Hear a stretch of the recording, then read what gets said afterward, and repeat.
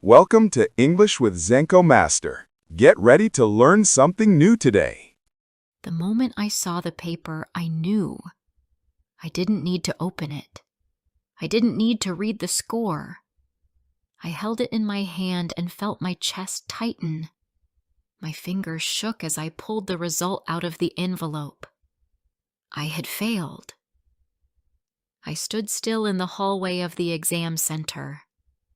Around me, other people were talking, some with joy, some with quiet disappointment. I couldn't move. I stared at the paper, reading the same line again and again. I had worked so hard for this. It was supposed to be my way out. This test was everything. If I passed, I could apply for the public training program. I could get a stable job. I could stop working 2 part-time shifts. I could finally have something steady. Not just money, but respect. My parents wouldn't worry anymore. I had pictured a new life so clearly, and now it was gone. I walked outside and stood by the street. My hand still held the envelope. I didn't know where to go. I wasn't ready to go home. I didn't want to face questions. I didn't want to pretend I was fine. I started walking slowly away from the building with no real plan. My legs felt weak, but I kept moving. The city was loud around me. Cars, people, everything as usual. But I felt completely alone.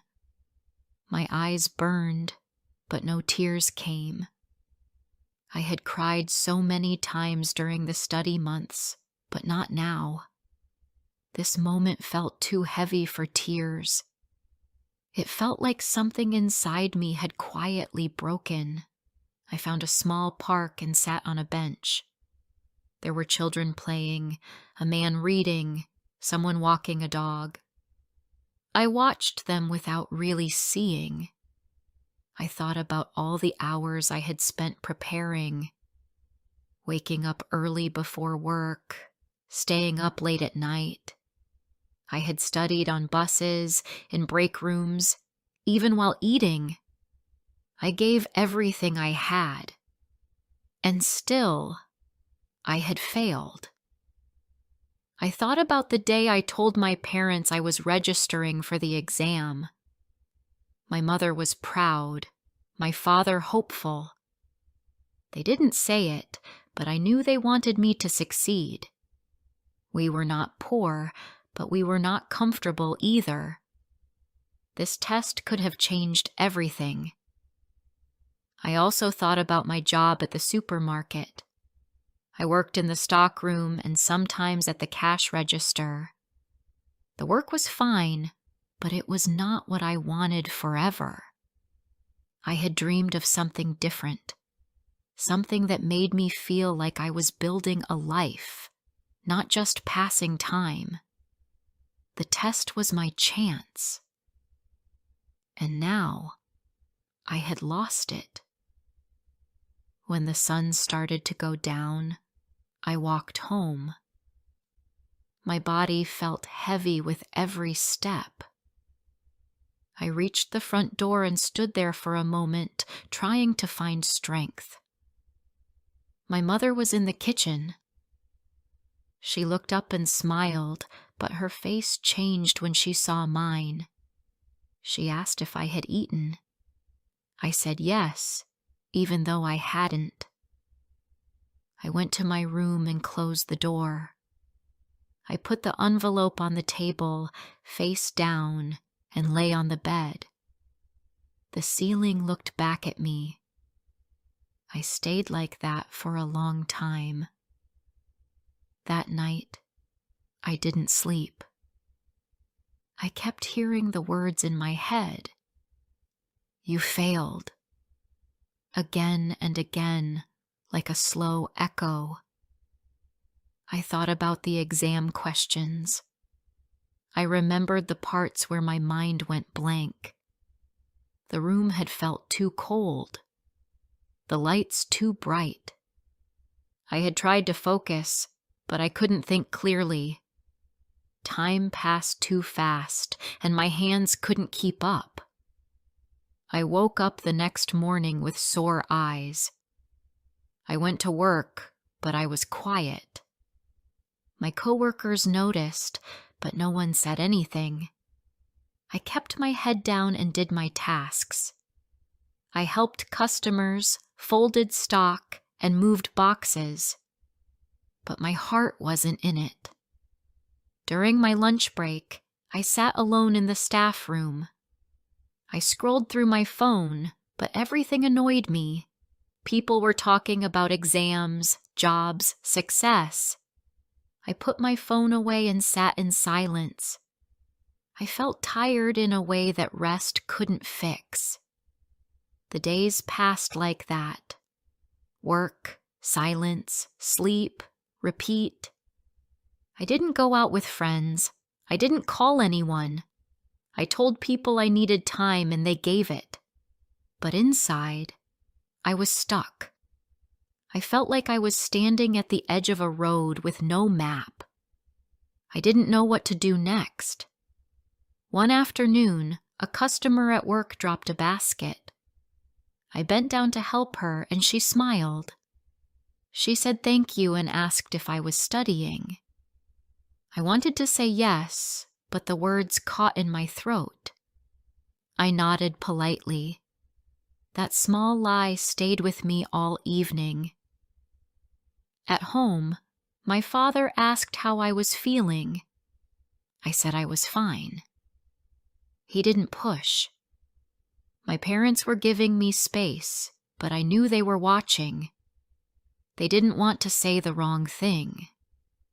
Still, the silence between us grew. I could feel their quiet disappointment, even if they didn't show it. That weekend, I stayed in my room most of the time. I cleaned the desk, removed the study papers, and packed away the books. Each page reminded me of the hope I once had. As I closed the drawer, I felt something shift inside me. I had been holding on too tightly. On Sunday evening, I went for a walk. I passed by the small community center near our street. A sign outside listed activities: art class, basic computer training, communication skills. I stood there for a few minutes. I hadn't thought about anything outside the test for months. I had forgotten there were other ways to learn. I didn't go inside that day, but I went back the next week. I walked through the hallway and picked up a flyer. There were simple courses, nothing too serious. I read through them slowly. A woman at the desk smiled and asked if I had any questions. I said no, not yet. That night, I told my mother about the center. She looked surprised, but then she smiled. She asked if I was thinking of taking something. I said maybe. I wasn't sure, but it felt good to say it out loud. It felt like the first small step after a long fall. I didn't sign up that week. I still felt unsure, but I began to notice things again. Colors, sounds, the taste of food. I was waking up, piece by piece. I didn't feel better yet, but I didn't feel frozen either. That was something. People say failure is a lesson, but they don't talk about how much it hurts. They don't talk about the days when you feel worthless, or the nights when you lie awake and question everything. I had to feel all of that before I could even think about trying again. I hadn't made a new plan.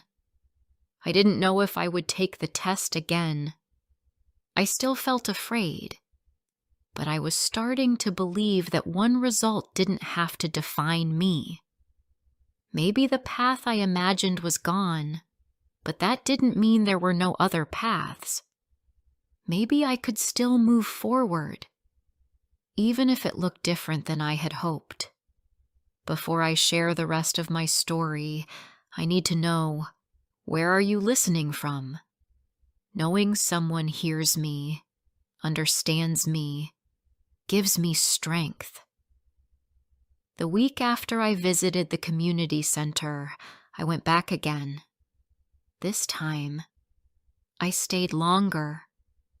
I walked through the small building and looked at the notice boards on each wall. There were people in the hallway, talking softly, carrying papers. It wasn't busy or noisy. It felt simple, like a quiet part of the city that nobody rushed through. I stood near the desk and looked at the schedule. There were evening classes for adults in different subjects. Nothing too hard, nothing too serious. Just things people wanted to learn. I kept reading the same page again and again. Then I took a form and left. I didn't fill it out that day, but carrying it with me felt like something. At work, I still kept quiet. My days were the same. Shelves, customers, closing boxes. But slowly, my body felt less heavy. I started sleeping again. I listened to music while cleaning. I helped a new worker understand the computer system. These were small things, but they mattered. One afternoon, my manager asked if I could stay late to cover someone else's shift. I said yes. After she walked away, I realized it was the first time I had said yes to anything in a while. I didn't feel strong yet, but I didn't feel broken either. That weekend, I filled out the form. I chose one class, public speaking. Not because I was confident, but because I was tired of being afraid. I had always hated speaking in front of people. My voice would shake, and my words would feel too slow. But something inside me wanted to try. The first class was on a Wednesday evening. I finished work, changed my clothes in the restroom, and walked straight to the center. My heart beat fast the whole time. I almost turned back twice, but I didn't. There were only 7 people in the class. All of them looked nervous in different ways.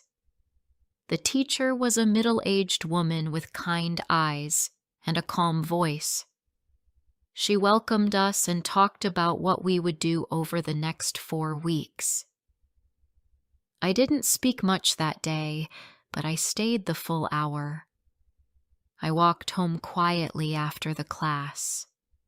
The streets were dark, but the air was soft.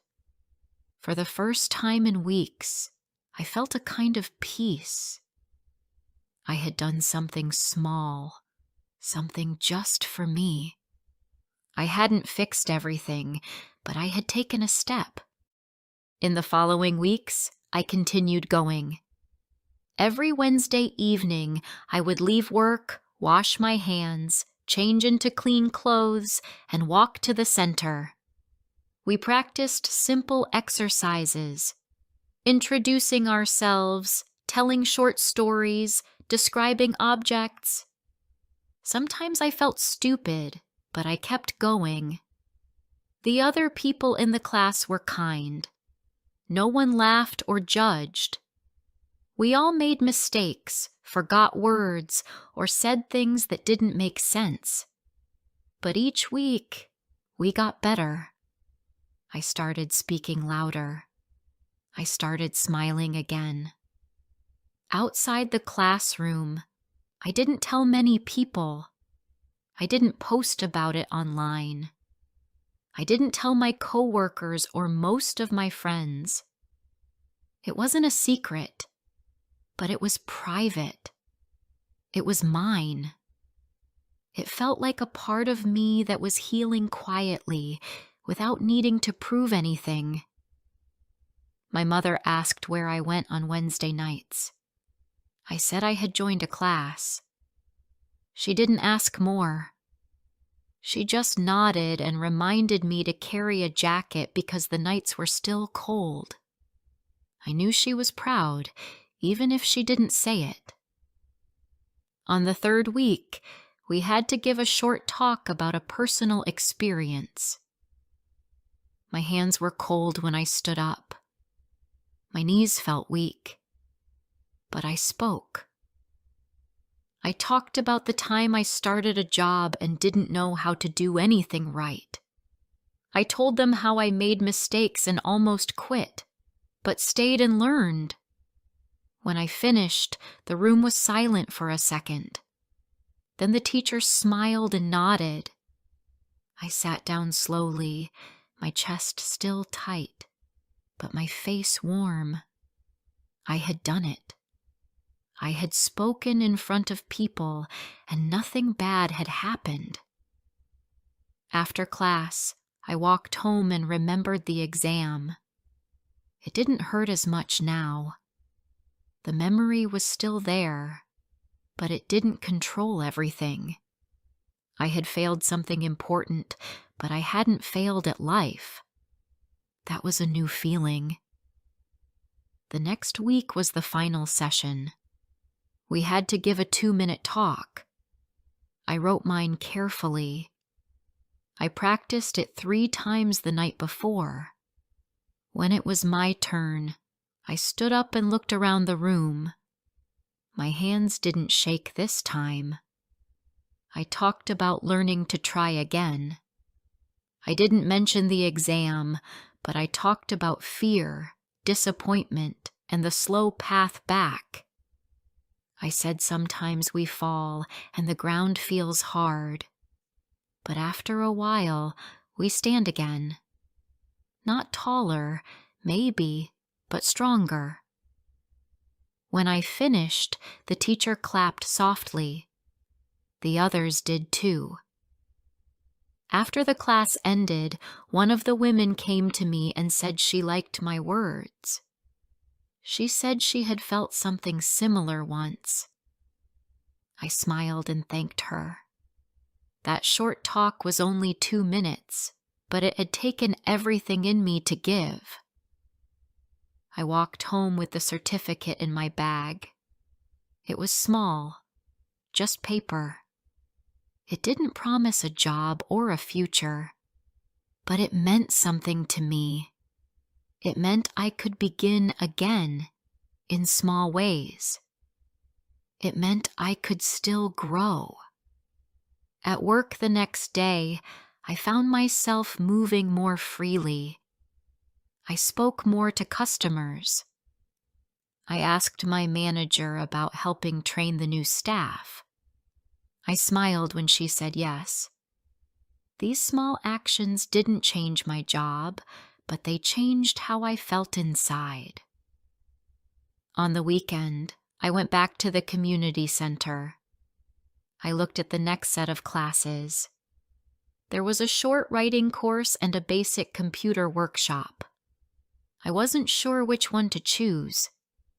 I took both flyers home. That night, I sat at the kitchen table and told my parents about the speaking class. I showed them the certificate. My father took it and read it carefully. Then he said I looked different lately.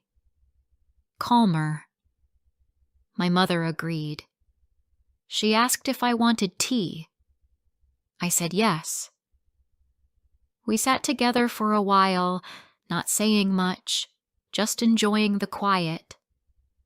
I didn't feel like a failure in that moment. I felt like someone who was learning again. Slowly, honestly, step by step. The test had changed something in me, but not the way I first thought. It had stopped one dream, yes, but it had opened something else. The space to breathe, to recover, to look at myself not as broken, but still becoming. I spent the next few weeks moving more easily through my days. Life was still quiet, but it no longer felt empty. My work hours were the same, and my pay hadn't changed, but inside, something had shifted. I no longer woke up feeling defeated.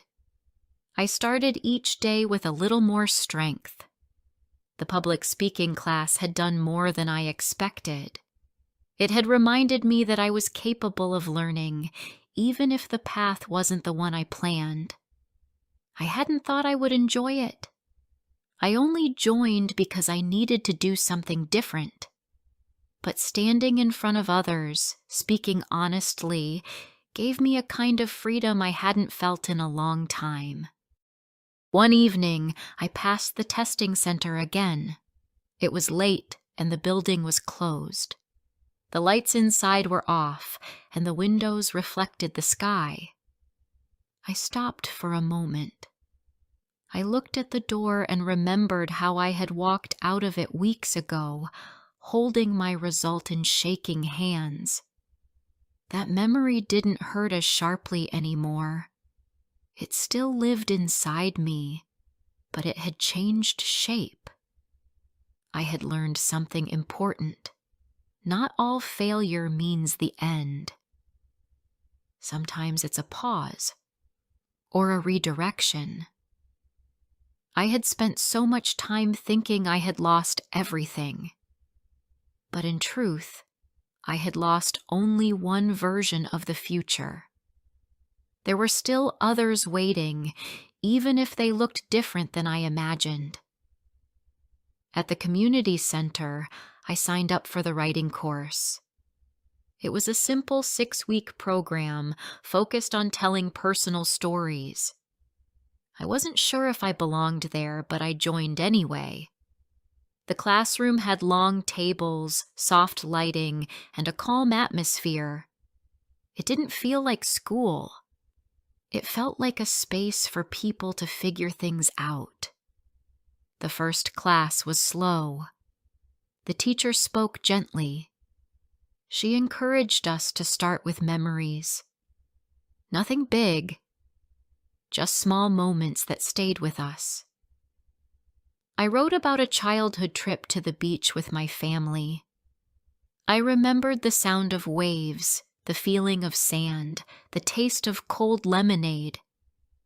As I wrote, I realized I hadn't thought about that day in years. Each week, we wrote more. Some stories were happy. Some were not. But every person in the room brought something honest to the page. We read pieces aloud, if we wanted. I listened more than I spoke, but I shared one story in week 4. It was about my first day at work. I didn't mention the exam. That part still felt too personal. One night after class, I walked home in the rain. My shoes were wet and the air was cold, but I didn't feel uncomfortable. The rain felt gentle on my face. I thought about how much could change in small steps. Just months ago, I couldn't get out of bed. Now I was walking home from something I had chosen for myself. At work, things were slowly improving too. I was helping with the new employee schedule. My manager asked if I wanted to learn the inventory system. I said yes. She looked pleased. I started staying a few extra minutes each day, checking files and writing reports. It wasn't exciting work, but it was something new. I began to see myself differently. I wasn't just the person who failed the test. I was someone who kept going after it. I was someone who showed up, even when it was hard.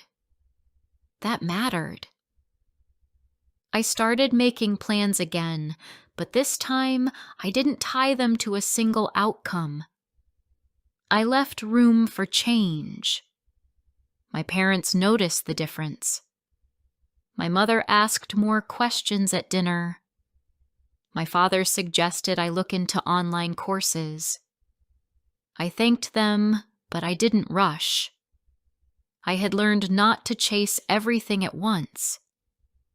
I wanted to move forward, but carefully. One Saturday morning, I cleaned my room and found the envelope from the test. It was at the back of my drawer, under a stack of papers. I sat on the edge of my bed and held it again. The paper inside hadn't changed. The number still showed failure, but it didn't feel like a final truth anymore. I placed it back in the drawer, not to forget it, but to let it rest. That afternoon, I went to the library. I hadn't been there in months. I walked past the study tables and into the open reading area. I picked a book at random and sat down. I read a few pages, then stopped and looked around. The room was filled with quiet movement, people reading, typing, thinking. I liked being in that space. It reminded me that learning wasn't only for tests, it was for life. When the writing class ended, the teacher handed out feedback letters. Mine was short, but kind. She said I had a quiet voice, but a clear one. She said I should keep writing, not for others, but for myself. I smiled when I read that. I didn't know what I would write next, but I knew I wouldn't stop. Weeks passed. The weather warmed. Trees outside my window filled with new leaves. Spring came slowly, but surely. I opened my windows more often. I took longer walks after dinner. I still worked at the store, but I no longer felt stuck. One morning, my manager called me into her office. She told me there was a full-time opening in the front office. It was a small role, but it involved more responsibility. She said she had thought of me first. I said I needed a day to think, but inside, I already knew my answer. The next day, I accepted the position. It wasn't what I had planned months ago, but it was a beginning, a solid one. The job didn't require the exam I failed. It didn't come with a big title or a high salary, but it was honest work with growth, and I was ready for it. On my first day in the new role, I wore a clean shirt and arrived early. I organized papers, answered calls, and helped with scheduling. My hands moved with more confidence. My voice didn't shake when I spoke. I felt steady. At lunch, I sat alone in the break room and smiled to myself. I thought about how far I had come, not in distance or money, but in courage. I had fallen and stood again, slowly, painfully, but fully. That was my real success. I still thought about the exam sometimes. I still remembered the quiet disappointment in my chest that day, but it no longer defined me. It was part of my story. Not the ending, just a chapter. Looking ahead, I didn't know what would come. Maybe I would take the test again. Maybe not. What mattered now was that I had found my way back. Not to the same place, but to myself. And that, I realized, was the change I needed most.